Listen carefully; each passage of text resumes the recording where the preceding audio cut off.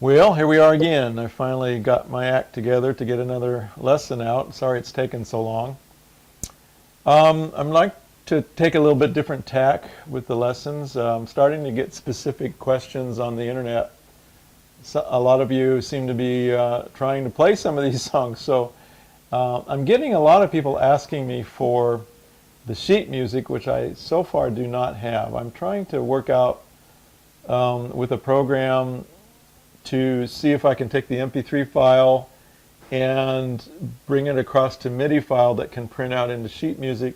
Everybody's telling me so far that that's in the development stage and it's not quite ready yet. So outside of writing note by note by note, I think I'm going to have to wait for that. But by the same token, I want to just try to explain to you that, first of all, I play by ear.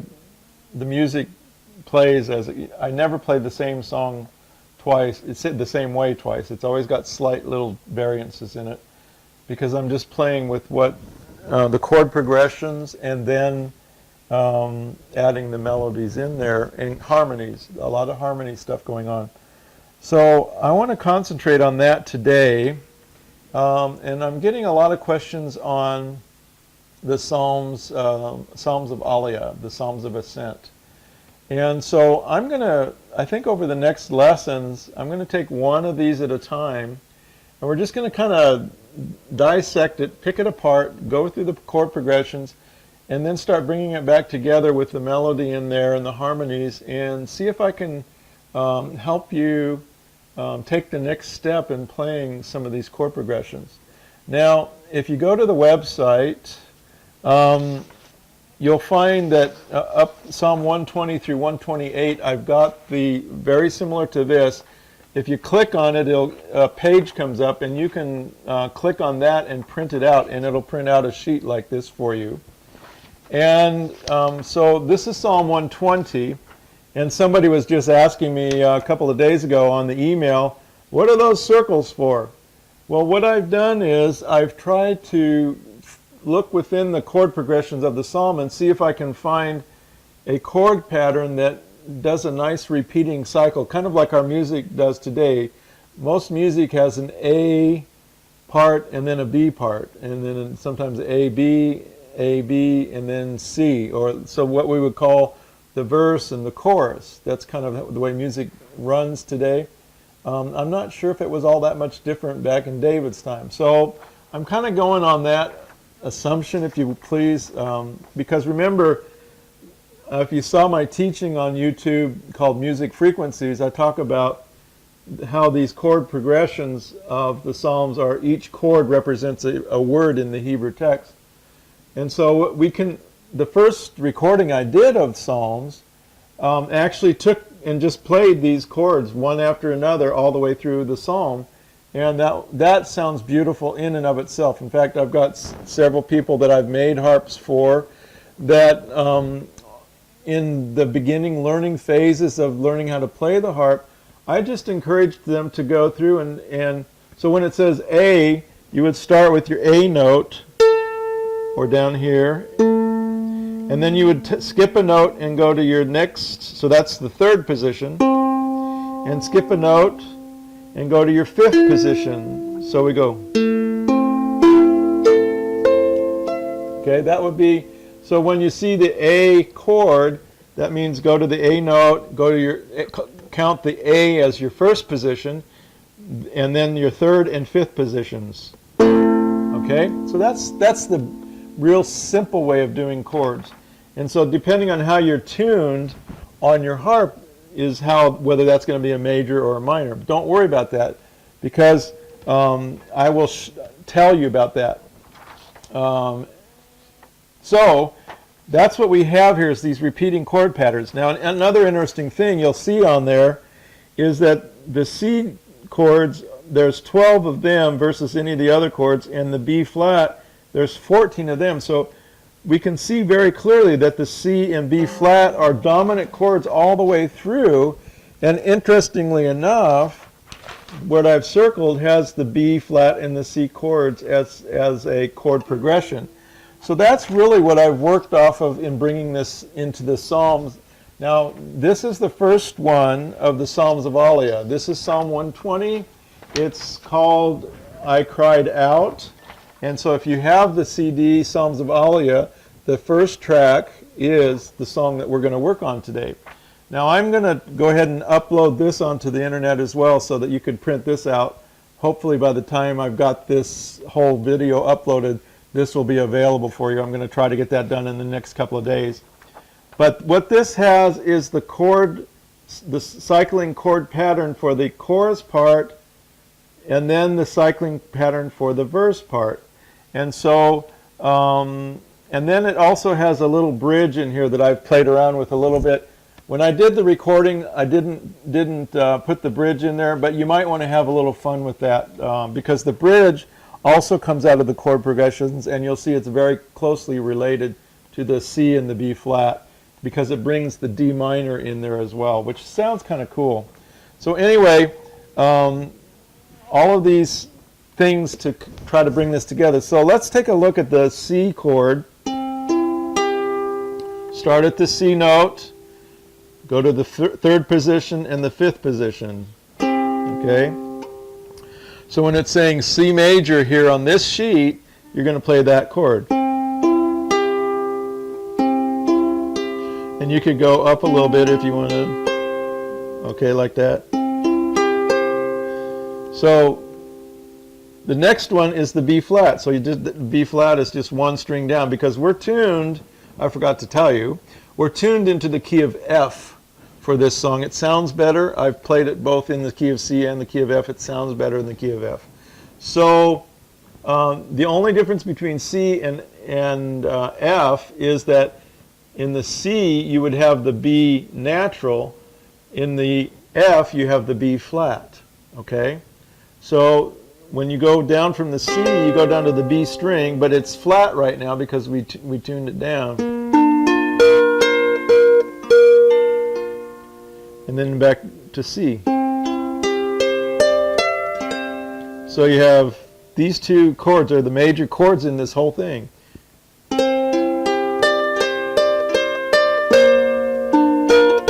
B flat.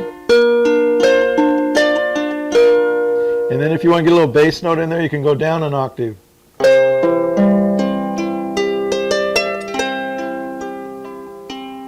So the other portion of this that we need to consider is what's the timing. Do we want to do a 3/4 timing, 4/4 timing? That's a little bit up to your discretion. I have designed this song in the 4/4 timing, so it's a 1, 2, 3, 4, 2, 2, 3, 4, 3, 2, 3, 4. So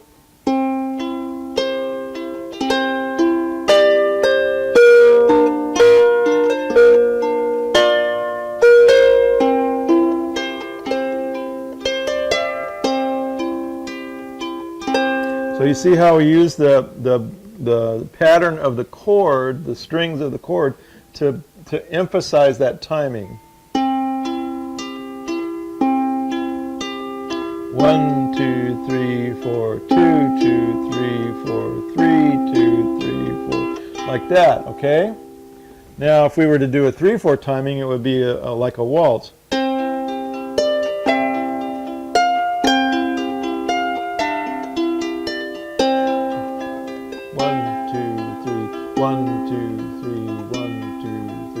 So that would be more like a waltz kind of a.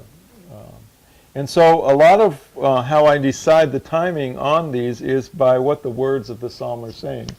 And we can cover that in another lesson down the road. But let's stick with the just playing the basic song that's happening here. So first of all, we have this 1, 2, 3, 4, 1, 2, 3, 4, down to the B flat. 1, 2, 3, 4, 1, 2, 3, 4. Back to the C. 1, 2, 3, 4, 1, 2, 3, 4. And then let's repeat that, because so we'll do it again. We'll redo, and it says repeat here on the sheet. So 1, 2, 3, 4, 1, 2, 3, 4, 1, 2, 3, 4. B flat. 1, 2, 3, 4. Back to C. 1, 2, 3, 4, 1, 2, 3, 4. So that's the first part of the song. That's what we could call the excuse me, that's what we could call the verse part. Now let's go down to the chorus part of the song. So we've just finished this C, and then the chorus part of the song now goes down to a G. So we're going to find the G string, and we're going to do the same thing. We're going to the first position for the G, the B flat is the third position, and then the D is the fifth position. So we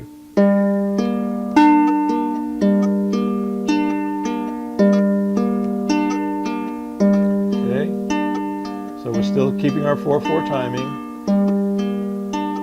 So it goes to the G, 1, 2, 3, 4, 1, 2, 3, 4, and then it goes back up to the B flat, and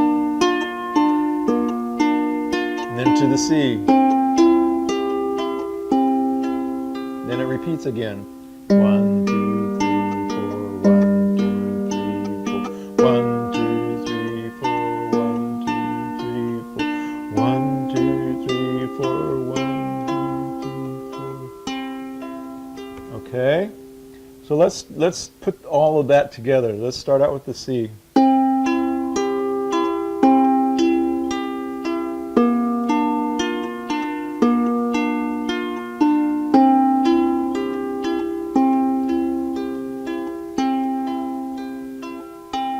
And then repeat. 1, 2, 3, 4, 1, 2, 3, 4, 1, 2, 3, 1, 2, 3, 4, 1, 2, 3, 4, 1, 2, 3, 4, 1,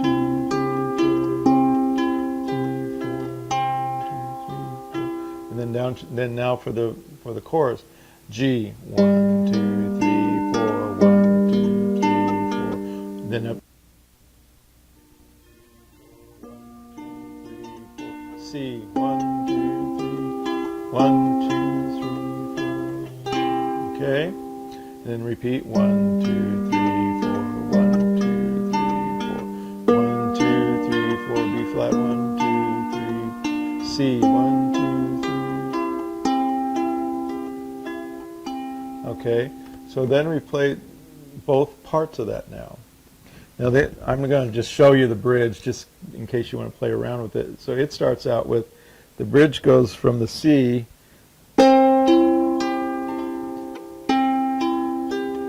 B flat, and then goes to the D minor, C. So that's kind of a neat little sound there too. So let's just maybe pull up a little bit of melody coming in here now. Now the melody, usually I'm hearing the melody in what's harmonizing with the chords, okay? So let's just take a little sound of.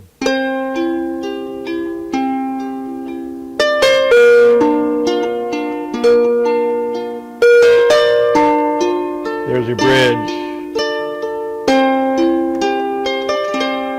Hear how that came together? So we were playing in the C note. So we're playing the C in the melody. And then we can play a little hop up. So down to the B flat. Then up to the D minor.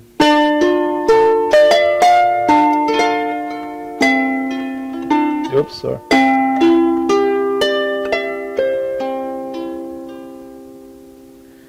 So see how I just kind of played around with a couple of harmonizing notes there?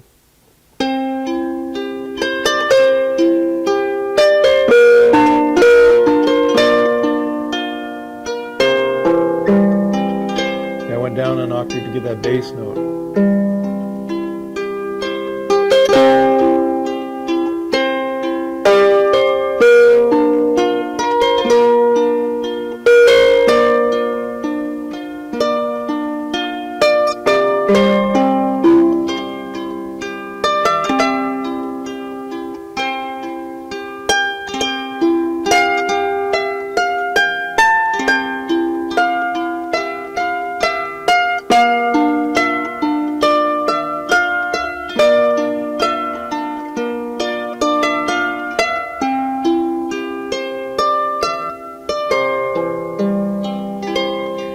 was just playing around a little bit. That's not exactly how I recorded that song, but you can start to see how fluid you can be with this, with the melody part of it. We didn't change the chords at all. We stayed with exactly what we were starting out with the chords, but I was starting to play around with that melody a little bit. And I'm doing that in front of you, recording this for you, because I want you to start to get the idea of what you can do with these harmony in this melody section here, up in this area. So, okay, so let's go to the chorus part now.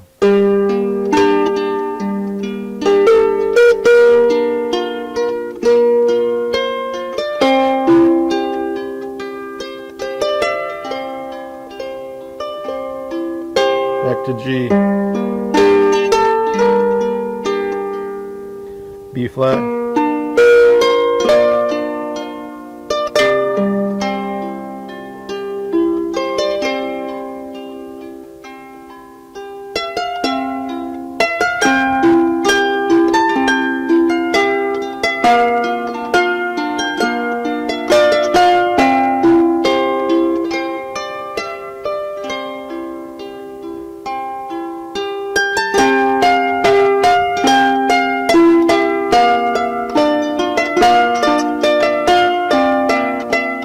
Whoops.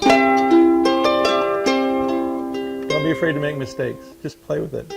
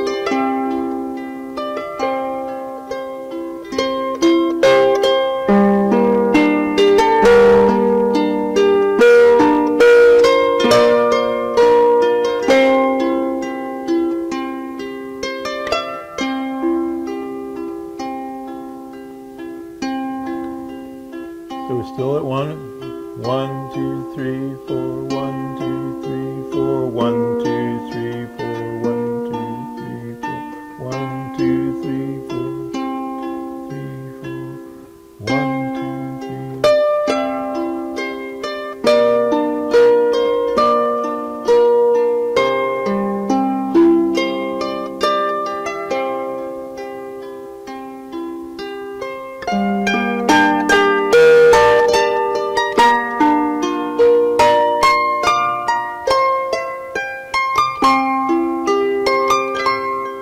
Going up to that next octave higher gives it a little more interest.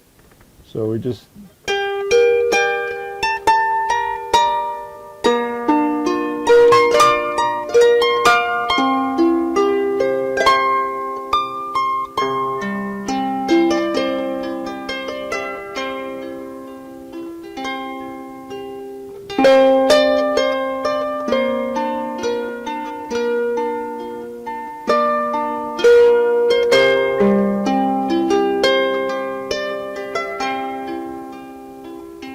So that's another thing you can do on the timing.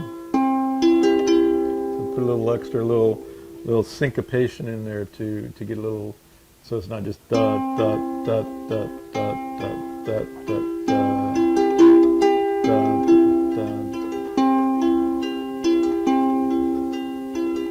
So you just start adding a little bit in the rhythm as well, so that you still keep you're still tapping your foot to that 4/4 timing, but you start adding little extra beats in there. And once again, it just keeps it a little bit more interesting.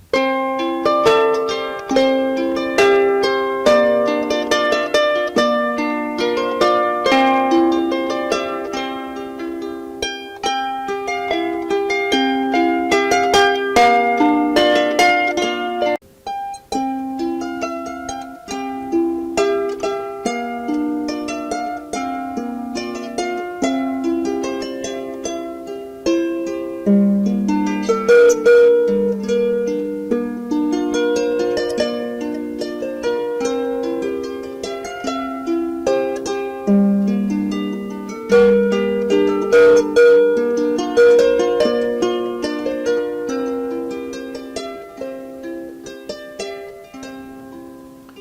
just have fun with it. Just, you know, there's no written rules.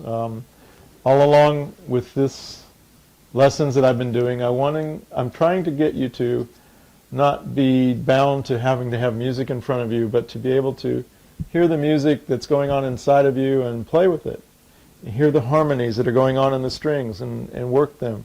And be free on the strings to move about and make music. So I think that's all I'm going to do today with this song. In the near future, we'll be going through the other Psalms of Ascent, Psalms of Aliyah. Next one will be Psalm 121. Do I lift my eyes to the mountains? Where does my help come from? And so we'll continue on this vein of looking at the chord progressions, figuring out the timing, and then starting to listen to the harmonies. I really want you to catch that, because as you develop this, it's going to take you into all areas.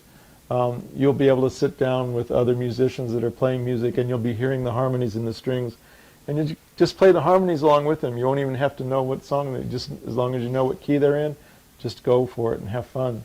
So that's all we're going to do for the harp today. I wanted to show you my T-shirt.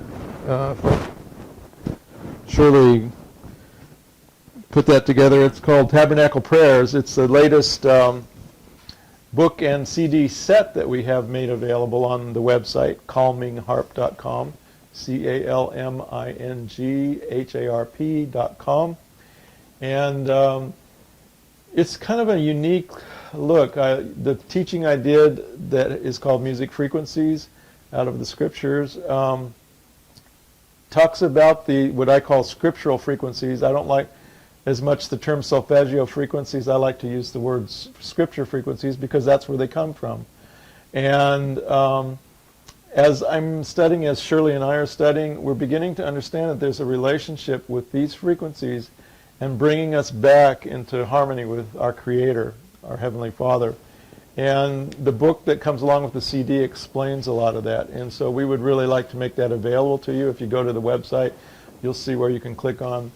Also, I would continue to mention that on that donate button where you click to order those things, you can also donate for what I'm doing here and giving you the lessons. I've had a lot of people telling me how valuable the lessons are being to them. And actually, it's interesting. I'm approaching 1,000 subscribers on YouTube, and I've been encouraged to monetize these lessons and start charging for them. I don't want to do that. I want to continue to make these lessons free to you, and at the same time, it does cost for me to get the equipment and drive the miles and do the things that I have to do to make them available to you. If you want to hit that donate button and just whatever your heart tells you to do to help out with what we're doing, that's great. It would be very appreciated. Right now, Shirley and I need a new vehicle. We're kind of getting down to the bottom of our vehicle options here. And so if you want to help us do that, that would be really great. Just fill in that spot where it says donate, or make an order for the CDs or the books or whatever. Anyway, we thank you for your support. We thank you for your interest. I'm really encouraged by all of the emails I'm getting from you all around the world, of those of you who wanted to play the harp, didn't have a teacher, didn't have whatever, didn't know where to get a harp. I've been suggesting harps, and so I'm really happy to get the feedback that this website really is, and the YouTubes here are really making a difference for a lot of people around the world. I never realized how much impact I would have when I started this. So I just really appreciate your support and your loyalty and your subscribership. Encourage your friends to hit subscribe on my YouTube, because it really puts me up in the rankings and stuff too, whatever that does. Anyway, the last thing I wanted to talk with you about is that I have been approached by a company out of Pakistan that makes harps. Now, I've normally not been real impressed with what comes out of Pakistan, and that's nothing against the Pakistanis. It's just that I think they haven't had a real lead time in what it takes to make a good harp. But these harps that I'm looking at, I'm going to go play one next week. I'm here in Australia right now, and there is an outlet that carries these. And I'm going to go play one and see the quality and the sound. If I like what I hear, I'm going to encourage people that are wanting an inexpensive harp, just to say, I won't talk pricing, but a fraction of the cost of what the same harp would be buying it out of a store in the United States or even Australia or Europe for that matter.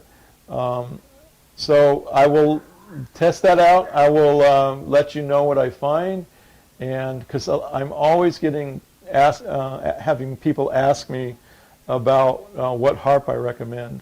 Once again, I still recommend this harpsichord as a good beginner harp.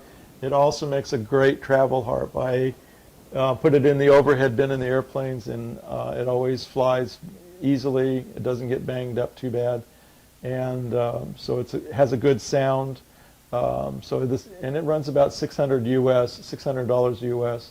So anyway, that's all I have to report right now. This is sort of a news session here, but I am really glad to be with you again on the lessons, and we will be a little bit more frequent from here through the Psalms of Aliyah, and we'll be working on some other songs after that as well. Now that I have kind of an idea what you all are wanting, it's helping me to start to formulate the schedule for the lessons to come out. So as we say, keep tuned, and we'll see you on the next one. Take care.